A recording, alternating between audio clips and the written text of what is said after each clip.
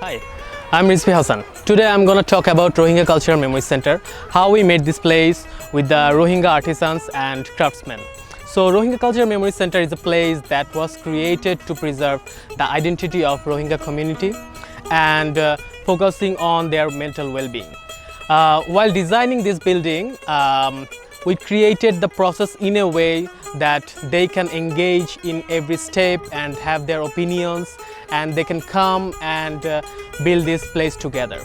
So we are gonna have a look, have a tour around the whole complex and let you know the details.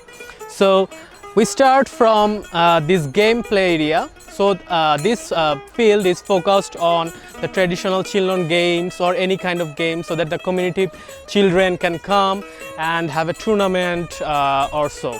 So this place is the entry point for this whole complex. Next, I will go to the detail of the roof. So we made these structures with the very traditional material they used to have, nipa palm leaves.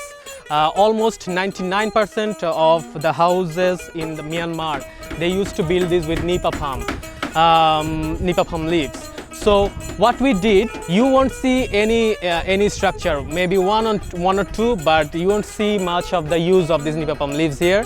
So we had to source, we had to research that how they used to have the techniques, how they used to make the pallets, and how they used to make the roofs with the artisans, and then we sourced the material and made this roof out of nipa palm leaf. So the specialty of this leaf is it is very cool.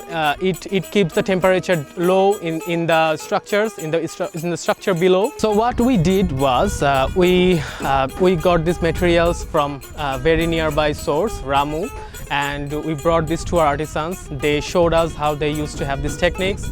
They showed these techniques to the young generation of the camps, to Nila, to Teknaf camps, and there was a sharing of and interchange of knowledge. And finally, they assembled here in this camp 18 and made these forms. So about this roof, these roofs are made in such a way, so in near future, if anyone wants to harvest rainwater, they have the chance to do that. And it allows light and ventilation in the interior. That is very much important for the exhibits. So let's go inside.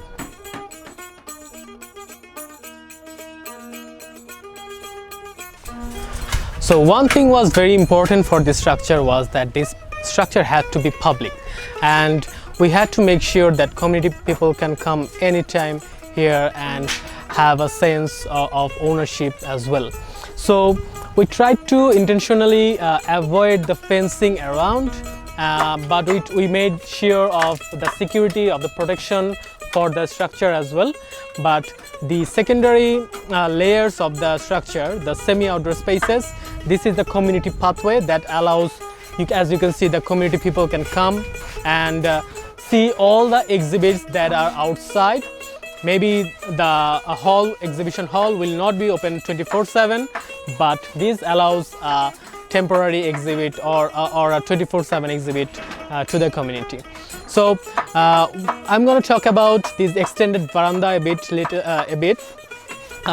These verandas were designed, or these semi-outdoor spaces were designed in such a way that in a tropical monsoon area, the structure is heavily protected from the rains, from the wind, because rain, for the natural material, the rain is the main enemy, and if you can protect the materials from water, the longevity is ensured. It is there. You can see all these beautiful full garanjas, we call it the flower weavings made by the Rohingya artisans. So that is put as a false ceiling or as a ceiling to ensure the security, so that no one can enter into the hall from the veranda. So this is all around the structure. So next I'm going to show you a beautiful installation or assemble of memories. This wall is called the windows of memories or the windows of stories, whatever you want to. But these are made of various windows that were made by different craftsmen, different artisans, and each have their own memory or story. So for example, this particular piece was made by Hossain Bhai. He had these type of windows in his home, and he thought of it, he sketched it, drew it, and made these out of wood. And these were made by Jaber Bhai, and you can see there are various ideas or various stories in these windows as well. For example, Mohammad Nur Bhai made this beautiful house within the window that represents his house back in Myanmar, and these are very much operable, and these are also interactive for the children to come and play with and have a blast. So there are more details in it, like these livelihood materials. This was made by Imam Hossain Chacha, so he remembers all the livelihood elements that he used to have in Myanmar. For example, the rice field, the elephants, the honey, or pigeon, and everything is there. So this wall is particularly open to the community. They can come, they can have a peek through, and they can have a sense of belongingness. So later I'm going to show you some very traditional as it was railings that they used in their households or in houses in Myanmar. So you can see all the colors, all the vibrant colors in these, these railings. So for example, this is one type of railing, and this is another type of railing, and that is another type. So this is also a collage of memories and traditional techniques or indigenous techniques as well. So another indigenous technique is this earthen wall. They used to have these adobe bricks. They used to have these mud walls and very traditional wooden windows. So this piece of wall represents that the mud house from the Arakan. Of course, many houses in Arakan they were made of bamboos or wooden houses, but they also had these mud houses, and we tried to keep that as a part of the center as well. This railing, I want to talk particularly about this railing. This was part of the innovation in the process, in the design process, with the craftsmen and with the artisans. As you can see, this is made from borak bamboo slits. We tried to select the right material that they are very comfortable with, but we also tried to ensure that inside the hall there is always light and ventilation, so that no moisture is there, and the exhibits are protected. So this was invented or innovated by Jamal Majhi, Rashid Bhaji. They used to have these techniques of, as you can see, these details. These are some thread rods used to hold this partition, and this is very strong, and it keeps the inside protected, and it also allows the air and light. And you can see these small details. These are also brainstormed and innovated by the artisans. So they try to make sure it ensures the security. Also, it ensures some lighting directions in the exhibit. Okay. As you can see, there are a lot of patterns, bamboo patterns here. What Rohingya community is good of, they are very good of making patterns and matrices and products out of bamboo, cane, and all sort of natural material. They have been living in a condition back in Myanmar or in the camp that they had to rely on the natural resources. That is in one sense very sustainable, and they developed these very beautiful details, very beautiful patterns that shows how skilled they are and how patient they are while they are working. So you can see various patterns here, and we try to keep So that structure there, that is the brain of the whole complex, and this is the workshop and training area and the storage of the whole facility. So artisans and craftsmen can come anytime and they can work there, they can build, they can discuss, and they can develop the designs of the product and all the memories they want to restore here. So they work there, and instantly we put the exhibits right in the halls. So this is a very traditional veranda from a Takhta Ghar. A Takhta Ghar is a stilt house from Arakan. So almost 80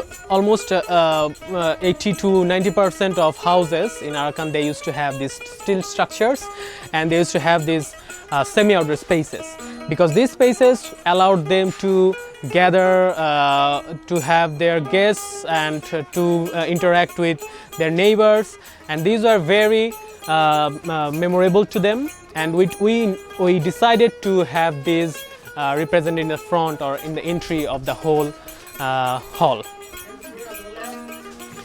So we are now gonna enter into the exhibits in the RCMC hall.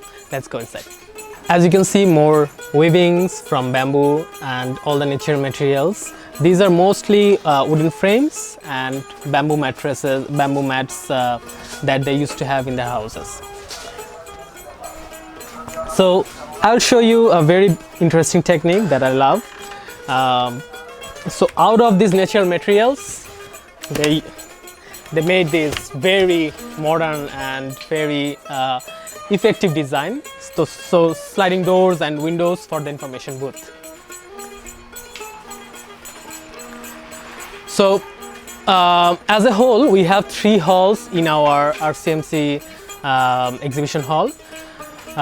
So the first hall, every hall has its own theme, and the first hall represents all the household items, their identity, where they were from, their origin, and their architectural models, their farming tools. So this hall represents more of who they are, and we have, as you can see, we have 4 gardens in this structure, and each and every garden represents one unique garden. For example, this is a kitchen garden. They used to harvest various like chili or tomato or various things from these gardens, and they used to cook. So this is based on that idea, that what they used to have in the kitchen garden. And so any children who can come, they will have thematic gardens, and they can learn from what are the plants used for. So this is also a knowledge base for the community. And you can see this is a Duluin. So this is the rice machine they used to have almost in every house, and this is this is kind of operable. You can come and see how the rice machine used to work. So what is interesting about the architecture and this product is, you see these patterns, they are called Duluin Jew. By Jew we mean weaving patterns, and this wall was made with this pattern as well. So the walls, the surfaces, the texture, the pattern of the structure has a meaning, has representations of the memory, of the techniques, of what they used to have. So next we are going to show you this Arakan map. We have a map here, so and the landmarks here. Children can come and learn about what they used to have, the structures they used to have there, the famous mosque or the famous bridge. They can learn, come and learn from here. This is a very beautiful flower garden. So all common flowers they used to have in the courtyard of the house. We tried to collect those names, and we tried to put as much as we can. So these gardens are all kind of living and ongoing projects that people can have workshops, people can have sessions, and they can come up with more new plants, and they can plant more, and it can go on changing every year or every 2 months. So now we proceed to the second hall. This hall is about their waterways, their potteries, and their livelihoods that was outside of home, that was in the field, that was in the rivers, in the canals. So the boats, the potteries, everything is exhibited here. So I will show you another beautiful thing that we found out during the construction. So this is kind of a mini loom to make these beautiful bamboo chicks. The Rohingya people call it bara, basher bara. So yeah, so we didn't have much idea about it before the construction, and during the construction they all of a sudden came up with this loom, mini loom on site, and we saw this is very interesting. We found this very interesting and beautiful, and how they sew it. So we decided to have it as a part of the exhibit.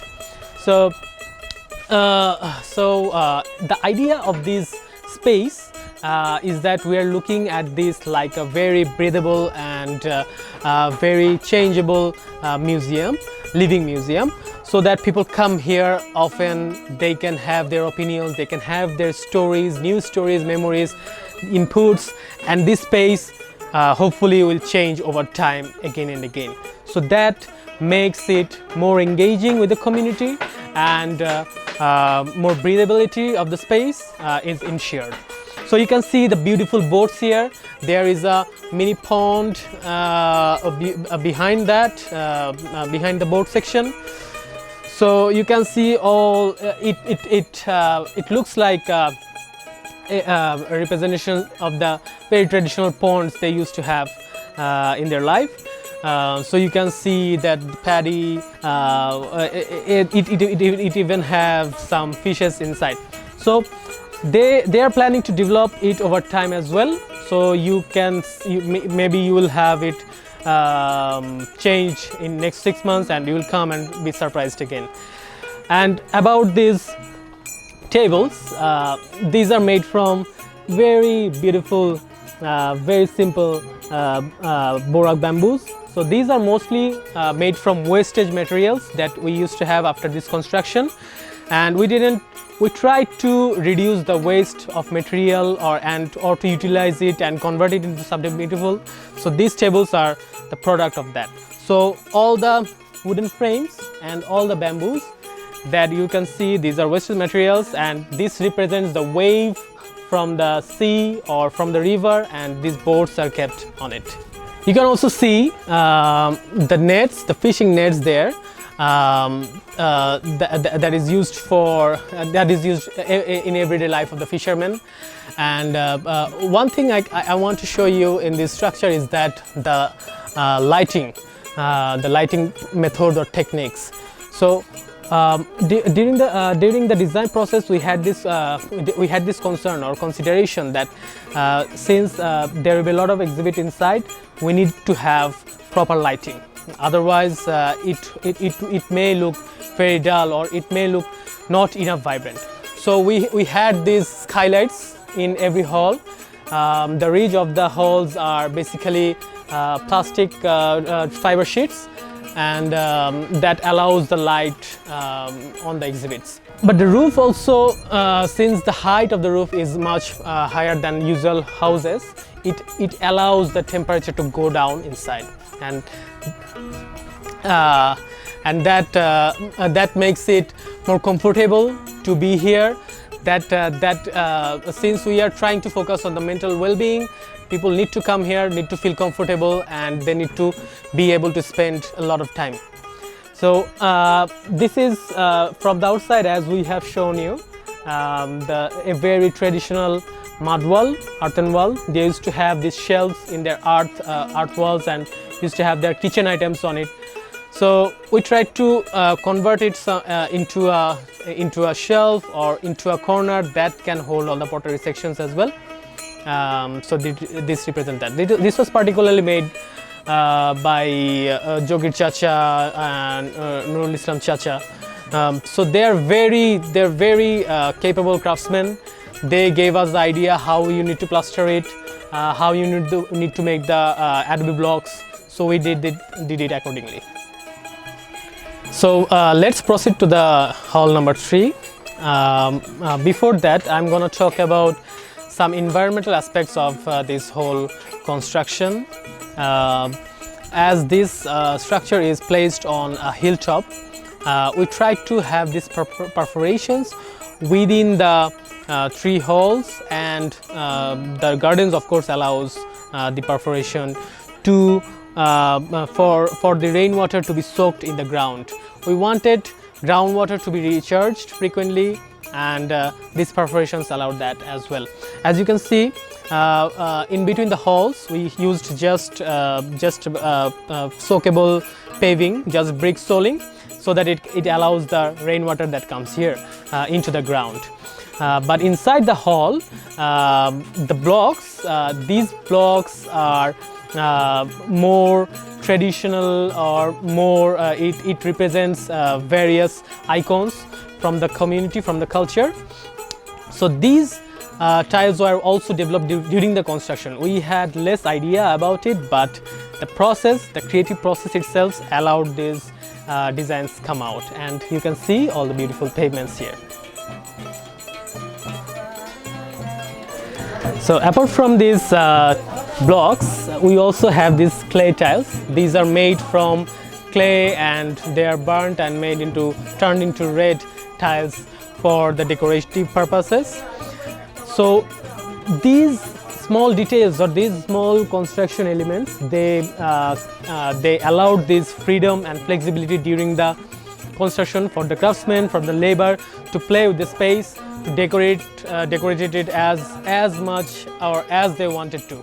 So as we talked about the mental well-being of the community, we specifically tried to have this construction process in a way that gives them happiness, that gives them the freedom to have something to say, and they're saying on each work or each corner. So this hall is about the children. So you can see the toy section here. This is a very rotating storytelling box that has various stories carved on it as well, and you see all the toys and all the vibrant pattern to make it a lively space for the children specifically. So these spaces are created in such a way that this can be converted into something, some other purpose as well. So this hall is particularly multi-purpose. People can shift it to any dimension or any kind of need anytime. So for this garden, we are focusing. This garden was focused on all the medicinal plants that the community used with their indigenous knowledge. So we tried to sit with them. We tried to have a list of plants that is particularly good for health, particularly used for any kind of wound, or their cat or their cows or goats. And so all the plants you can see here, these are for medicinal purposes. So we are calling it a healing garden, and children can come and learn here, and we all did as well.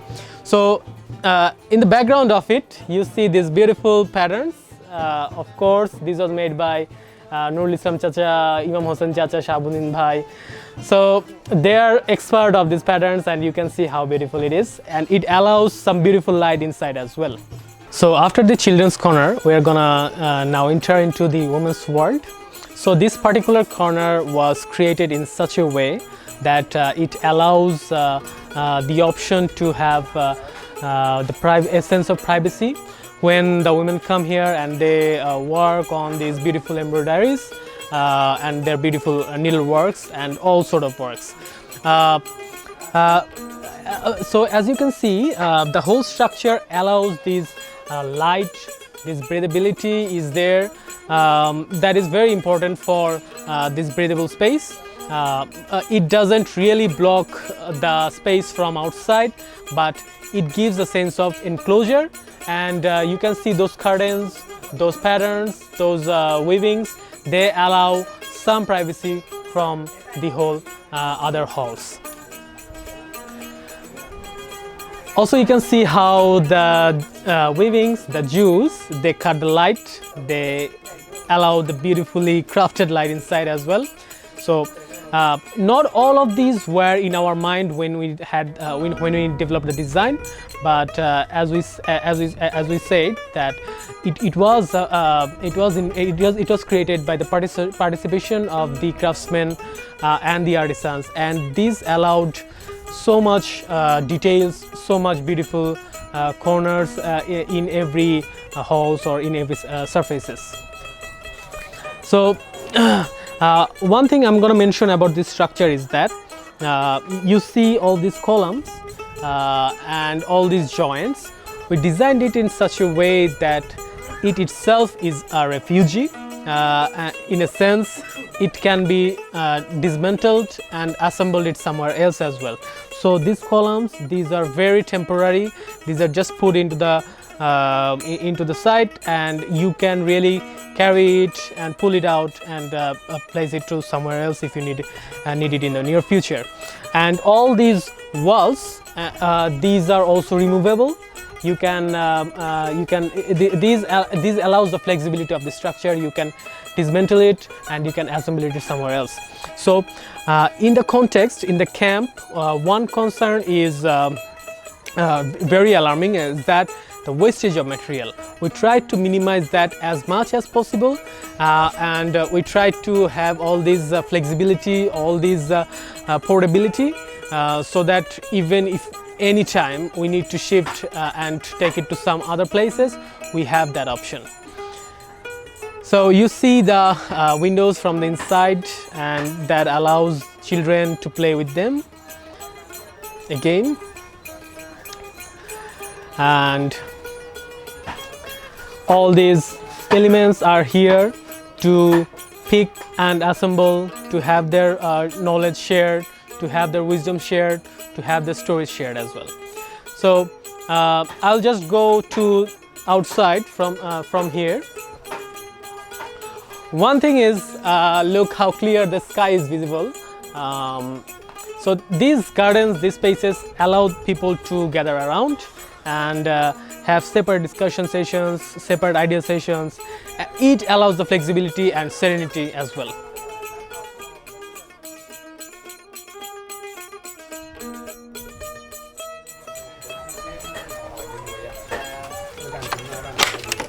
So this opening allows a very emergency exit for the structure, and this allows the entrance into this secondary space, secondary layer of space. So you see Imam Hossain Chacha and Nurul Islam Chacha is working there. So they find this space very simple, very pleasant, very peaceful. So these secondary spaces allows our craftsmen to work in any space they want to, that allows the serenity, that allows their mental well-being. That is all from this structure. But one thing I'm going to mention is that since this whole complex is made from very temporary materials and very temporary schemes, and also it is in the camp, so this structure doesn't really create the certainty or I won't say it creates hope for the community, but it definitely creates strength and unity, and the idea of coming together, bonding together, and the ability to create such a place together even in such a temporary realm. So thank you.